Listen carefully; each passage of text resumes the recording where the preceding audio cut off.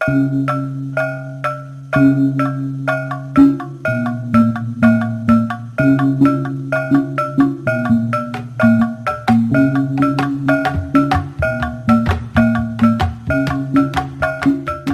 kawan-kawan. Tahu tak, Hari Gawai Dayak ialah pesta menuai yang disambut pada 1 Jun setiap tahun di Sarawak.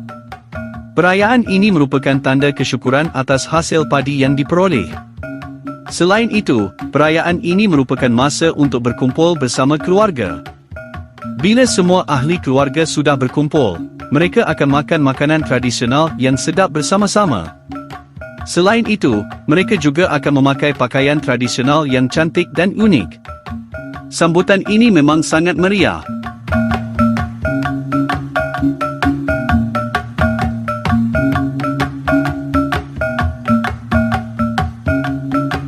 Semasa Hari Gawai ada satu acara menarik bernama acara Birambat. Ini adalah tradisi menyambut tetamu secara beramai-ramai. Kumpulan tuan rumah akan berbaris, dan tetamu yang baru sampai akan berjalan menyusuri barisan itu sambil bersalaman.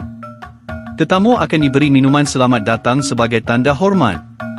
Untuk memeriahkan lagi suasana, acara ini akan diiringi dengan bunyi pukulan gong dan tarian tradisional. Selain itu, tarian tradisional Bidayo merupakan warisan seni yang sangat indah. Tarian ini menjadi lambang kegembiraan dan tanda terima kasih atas segala rezeki yang telah diterima sepanjang tahun. Melihat keunikan pakaian dan gerakan yang teratur, sesiapa sahaja pasti akan rasa kagum. Tarian ini sentiasa dipelihara supaya adat dan budaya kaum Bidayo yang cantik ini tidak hilang di telan zaman.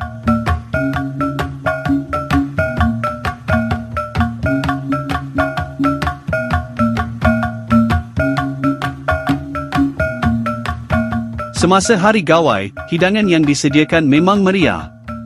Kebanyakannya hidangan tradisi yang unik dan cuma dihidangkan waktu musim perayaan saja. Antara yang paling popular ialah kuih jala. Ia merupakan kuih tradisional bertekstur rapor dan manis, yang dibuat daripada tepung beras dan gula apung, kemudian digoreng halus dalam kuali membentuk seperti jala. Selain itu, satu lagi hidangan yang wajib ada ialah asam. Ia merupakan hidangan unik di mana ayam dimasak sekali bersama nasi di dalam buluh.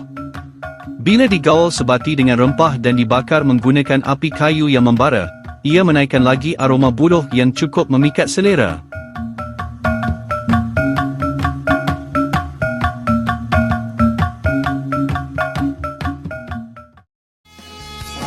Selamat Hari Gawai.